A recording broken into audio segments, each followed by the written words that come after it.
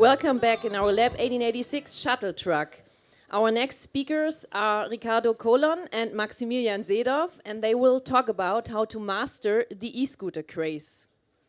Wow. What an introduction.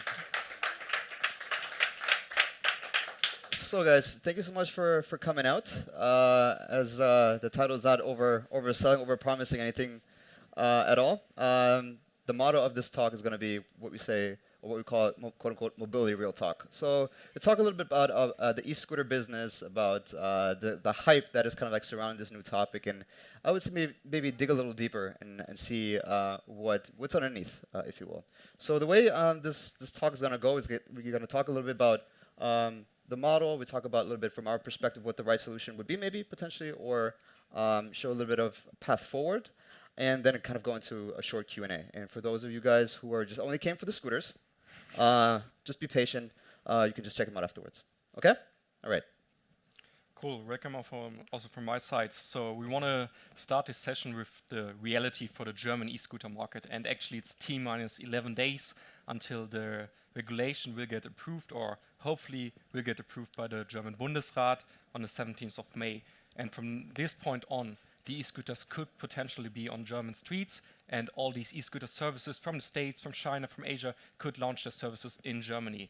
And I would like to ask you guys, what do you think about these e-scooters? Do you think it will be beneficial for the German or Berlin urban infrastructure? Do you have any experience with the e-scooters? Did you ride them already? And what do you think in general about this new way of micromobility? So we have two microphones out there. So if you have any input, any experience with e-scooters, feel free to shoot this Thoughts, now. ideas, remarks. At least we have some colleagues there, so you should have some input. Not to call anybody out. Nothing. Okay. We tried it. So let's face it with the reality. Basically, the e-scooter business in the last 2 years was exploding. Like, there were companies out there on the market that reached valuations of more than 1 or 2 billion within a couple of months. That's insane. I never seen anything in the market before. And basically every venture capital firm all around the world placed their bets into one of these e-scooter companies, which you can see here. And in total, we're speaking about 30 to 40 e-scooter companies that are available in all the different regions all around the world. Most famous is maybe Bird and Lime. They're coming from the States, both companies, but they are also already in Europe, and they are for sure looking into the German market as well. And what we saw there was an incredible hype, you know? But the funny thing is, every of these scooter companies are using the same hardware, so the same e-scooter model. They're using the same software. They offer similar services to the same price, and so also the business model is quite similar. So basically, what we will see in the end, that all of these companies has one goal. They want to become the Uber of micromobility. But in the end, only one company can reach this. And I think within the next couple of years, we will see a lot of mergers and acquisitions in this market, because not only company can win, and we also don't want to have situations where we have 10 different scooter companies on the streets in every German city, you know, because that means per scooter company, maybe 1,000 scooters per city. And that's in the end like an insane number. Since this is a real talk, we ended up with 3 simple truths, which are actually industry common knowledge, but most of the time they remain unspoken. And now we want to present you basically our 3 truths. The first one is pretty little lies, but they also call it marketing or value proposition, or their promises to cities and to the users. The first one is cities are our #1 customer. Yeah. They want to be sustainable. They want to use only as much public space as needed, but they want to use also private spaces, but they don't do it. You see here the picture of Venice Beach in California, where basically they put hundreds of scooters to the same area. In the end, the users put them into the trash because it was just too much. And we spoke with cities in Germany, like the city of Frankfurt, reported us there was one scooter company that said, we will launch with 3,000 scooters in May in Frankfurt. And if you know, the Frankfurt infrastructure with all these skyscrapers, with all these buildings, with all these pedestrian zones, that's way too much. But that's their approach in order to get traction, in order to attract customers, and basically their business model. And actually, about this picture, there's a funny Instagram account. If you want, I can tell you the name afterwards, but you will find hundreds of pictures and hundreds of videos of scenes like this. And that's just not the way they should approach the cities and they should launch the cities. But right now, that's the hard reality. Next one is we are sustainable. And actually, the latest report showed the lifetime of 2 months per scooter. That means they buy scooters for 2 months, put them on the streets, and after 2 months, they went straight to the trash. That's insane. They use a lot of resources. They use a lot of batteries, lithium-ion batteries, which they send straight to the trash. And we saw similar sceneries, I think 2 years ago in Munich with OFO Bikes, a company that launched a shared bike service. And after a couple of months, they said, okay, Germany is not our key market. It's not interesting enough. And they just left 10,000 bikes on the streets. Some bikes you found even in the Isar, the river that goes through to Munich. And yeah, to do a spoiler, bikes don't float, so they are still there on the ground of the river. Third thing, safety is our main concern. With scooters, they're electric, and you have 2 brakes, but that's all about safety. That's like a product that is highly limited when it comes to safety options. You can't add any more safety features to that. And since they launched the scooter that was made not for sharing, more for private usage, they launched it in cities where no regulations or rules were in place. It was basically like the Wild West. The people used the scooters like a toy. They jumped with the scooters, and they were on the pedestrian ways, and it was a lot of chaos in the end. And that's one big problem, that basically the customers didn't treat the scooters with the respect needed. And also the company said, yeah, we can do anything, we can't attach the helmet to the scooter. And in the end, if we attach some helmet, maybe it gets stolen or something else. So basically, the customers were on their own. And in the end, you saw reports from the emergency rooms in the States or in other countries that basically claimed that these scooters are highly dangerous, when it comes to all the brain injuries, all the back injuries, because there's no, how we call it in Germany, Knautschzone or whatever we have in other vehicles. So yeah, quite dangerous. To face it again with the reality, do actually city really need this? And do city need this, especially on a global scale? In cities like Los Angeles, where you have limited public transportation, where you don't have so many mobility services, I think, to be honest, it definitely makes sense to enable e-scooter services.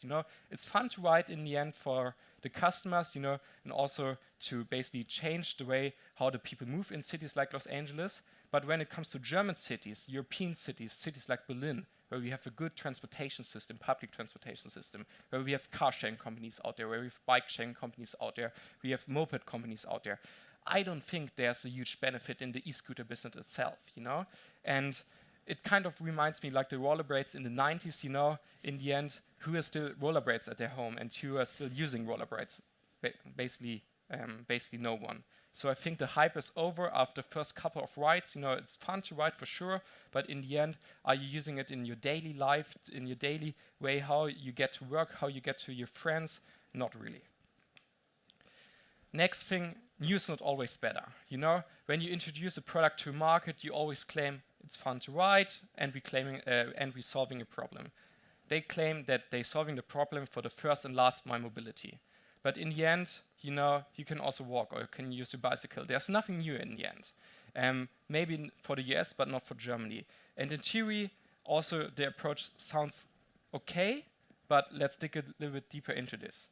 So when we have this quote there, and there should also a GIF coming up. Yeah, there we have it.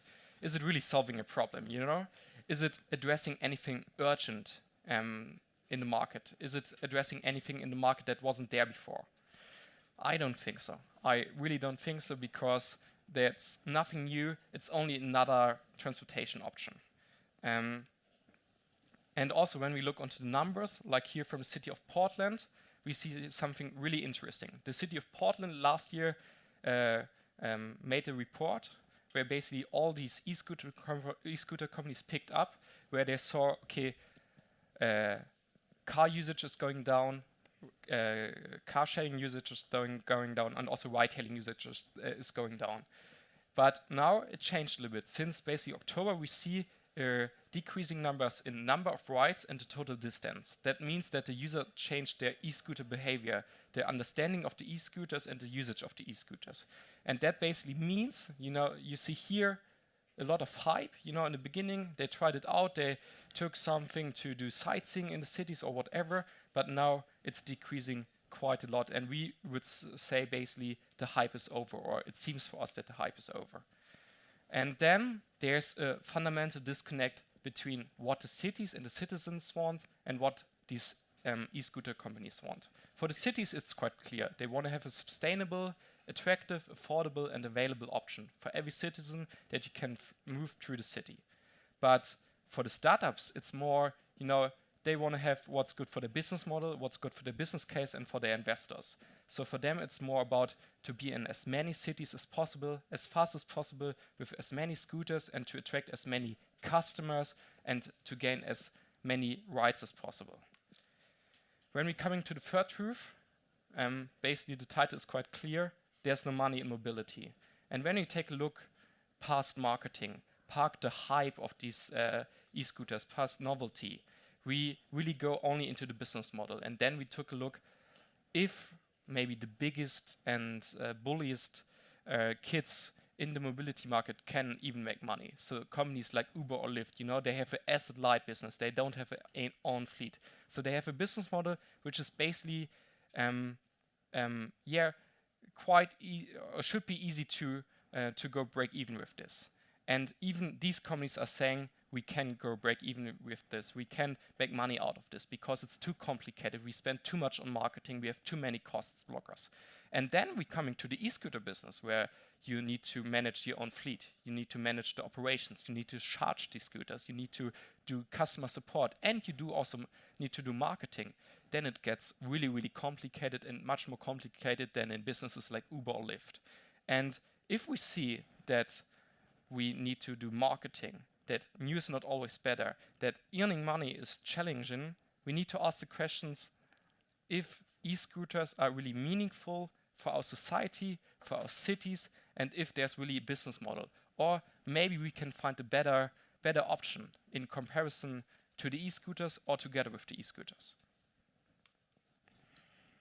Thanks, Max, for, I guess, the bummer. It's a little bit of anticlimactic, right? So what are we supposed to do with this information now, right? Why are we here? Why are we actually talking about this? Well, as I would say, builders, creators, it's our job and our duty to find a way around that. So obviously, I think hopefully everyone in the room has realized that e-scooters are not, quote unquote, the silver bullet that will cure everything, and it's a last mile solution, and kumbaya, and we love each other, and everything will be fine.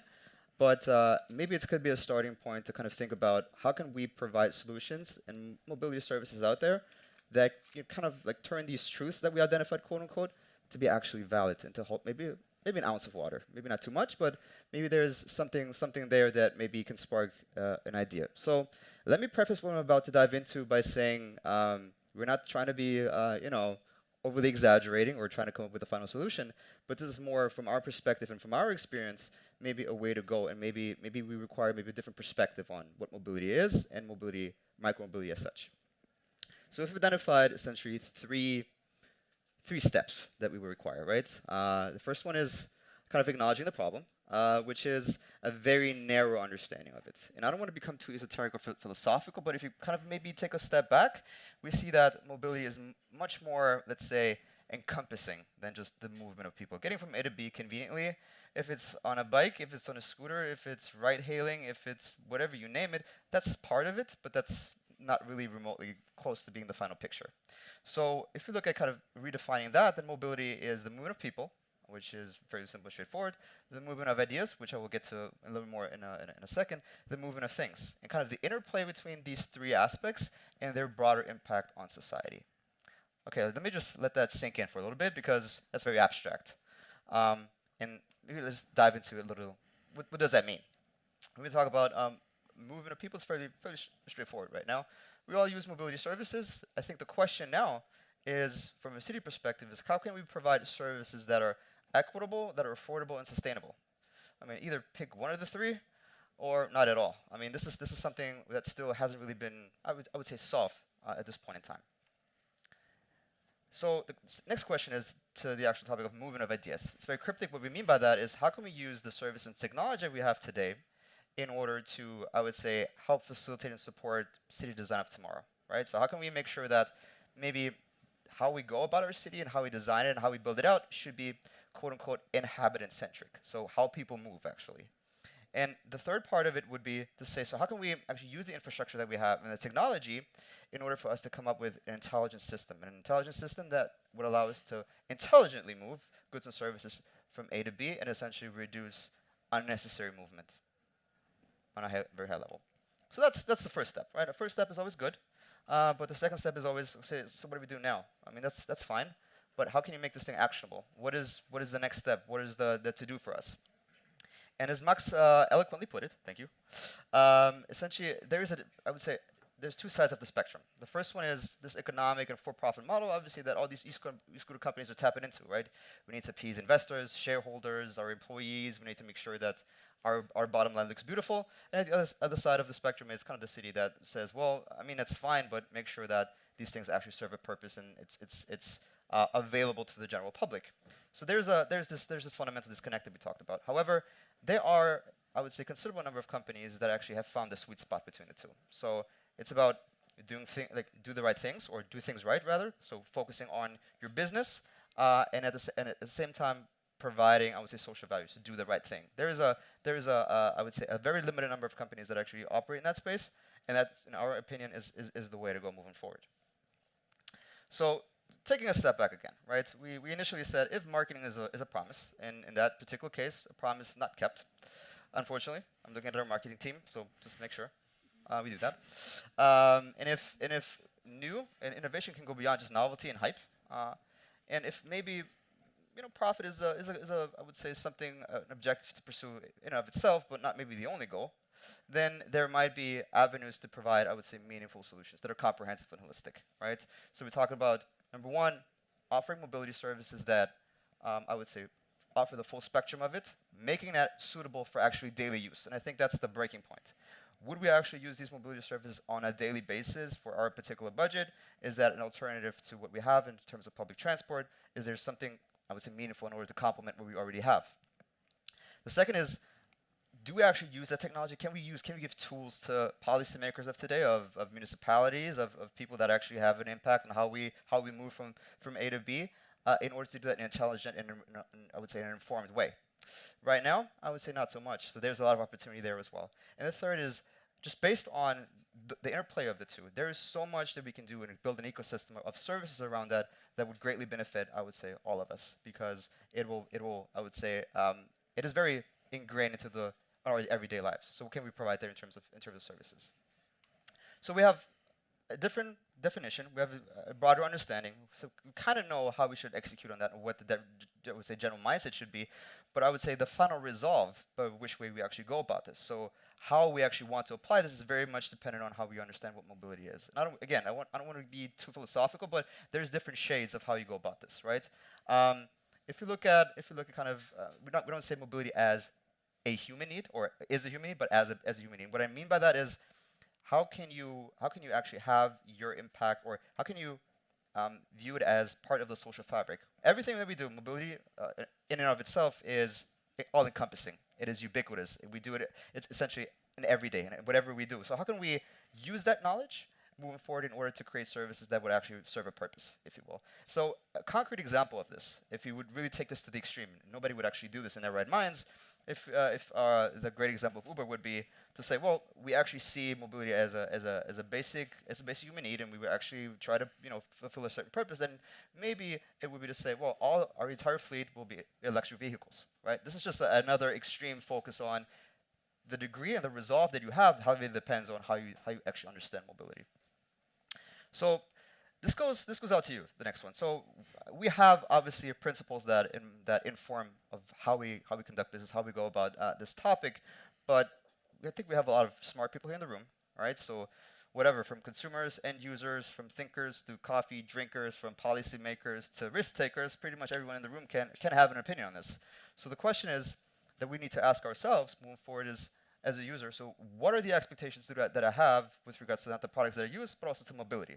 if you look at the like builders and creators, what should my product look like, and what is the intended impact that I want to achieve with it? And last but not least is, as policymakers, what can I expect from people that operate in this intersection, in this industry, to actually cater to the general public? So these are just general questions that we have to put out there. I would say we're in a process more often than not to actually find answers to it, but it's an ongoing discussion. So we'd like to use this to kind of go out and actually allow you guys to express your thoughts and opinions on this. And yeah, hopefully we get a good conversation going. Cool. Good.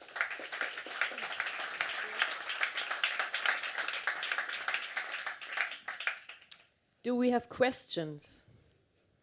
Thoughts, ideas, remarks.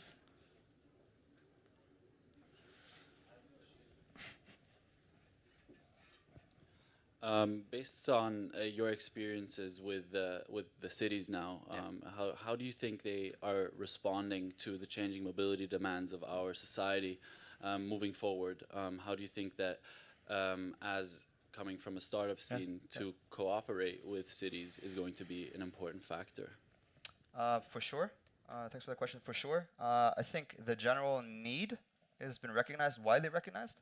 I think just the concrete steps of how to go about this is something that is completely unclear, because it is kind of a curveball for most cities to actually come up with solutions that serve a certain purpose, while at the same time making sure that it's meaningful, right? So this is kind of the intersection between, again, what can we do, what do we need, and what do we actually have at our disposal, if you will. Thanks for that. Another question here. Yeah, I experienced Bird in Tel Aviv last year, Yeah. and I was really surprised because we live in Germany. I didn't know about all this e-scooter craze because of the regulations, I guess.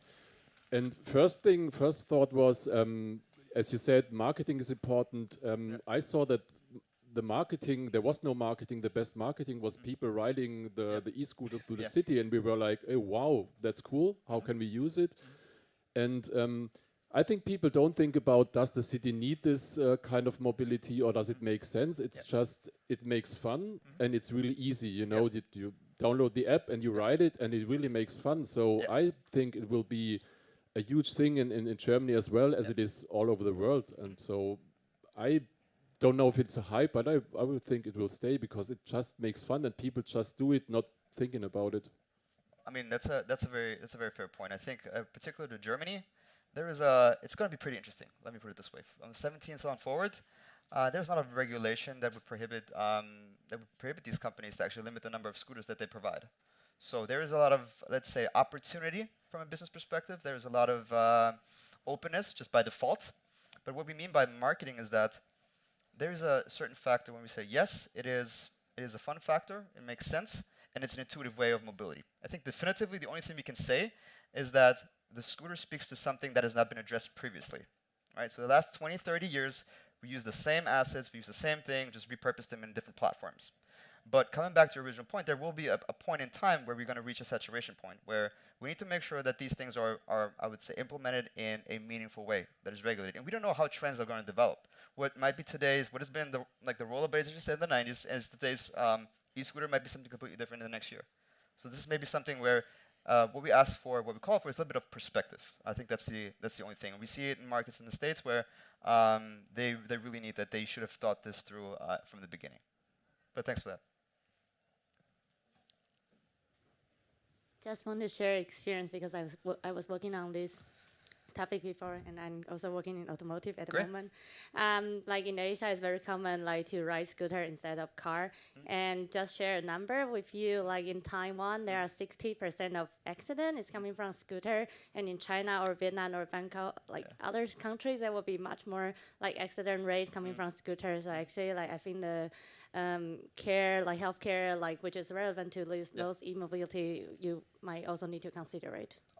100%. And I think the one thing that has been widely underrated is that there is no co-development. I know it sounds like a cliche and it sounds a little bit you know, what are you talking about? But it's, without like knowing fully well of how to deploy what and making sure that you're in some way, shape, or form playing according to the rules in a certain ecosystem is fairly important, especially when it comes to healthcare, or when it comes to safety, when it comes to making sure that these things are operated responsibly. I think that's because I would say at a certain scale, it might take overhand here and there, and I think that's a great example. Thanks.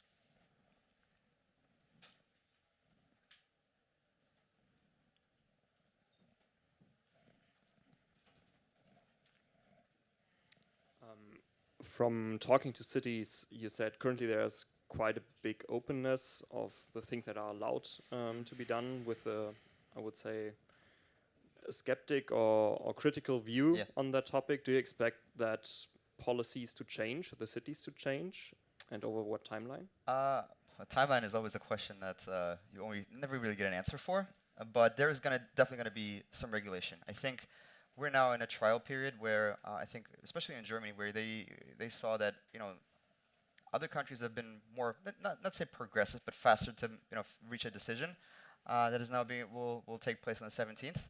But ultimately, further down the line, I would say just given the fact that there is no restrictions and stuff like that, ultimately further down there will be some regulation happening and how these things will be operated. So it's the first iteration, but we're far away from the final product.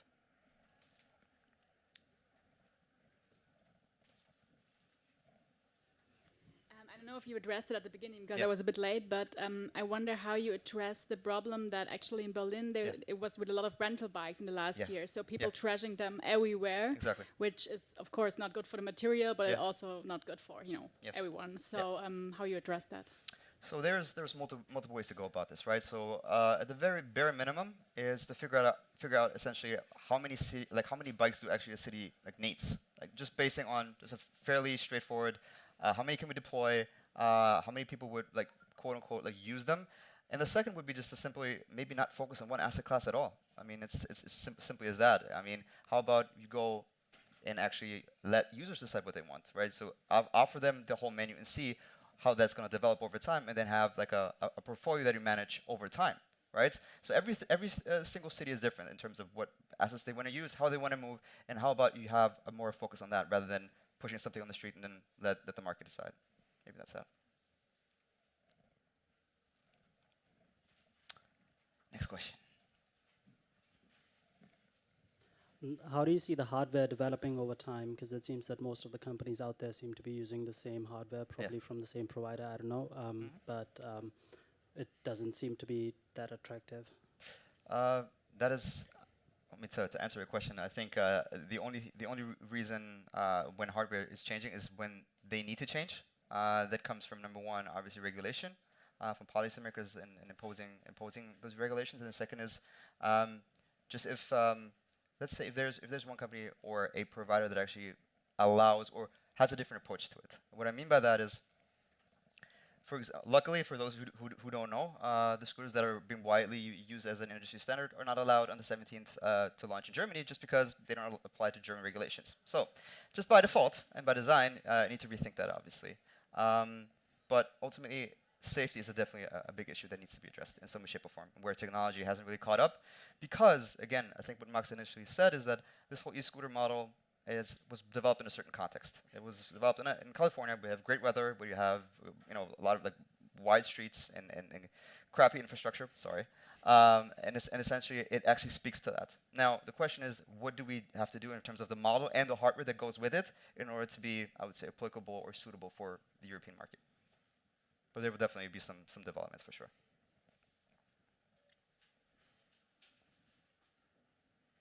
No questions?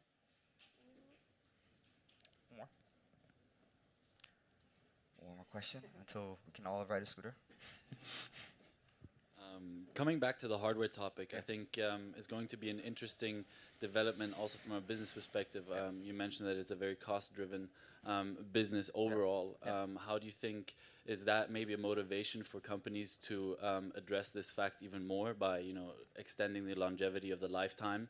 What are your thoughts about that? I think just from an economic perspective, lifetime is a critical factor. I think obviously vandalism is one part, but having more durable, more sustainable, and safer hardware is going to be an important issue. And that has an impact directly on the bottom line, essentially of every business. So from that perspective, yes. However, as I touched upon earlier, there is no single asset class. So whoever is listening to this, and this is my personal opinion, offering one piece of the menu of the buffet is not going to fix the entire problem, right? It's going to address a certain symptom, it's going to address a certain need, but will never get down to the root cause of it. So you have to have a holistic approach to it.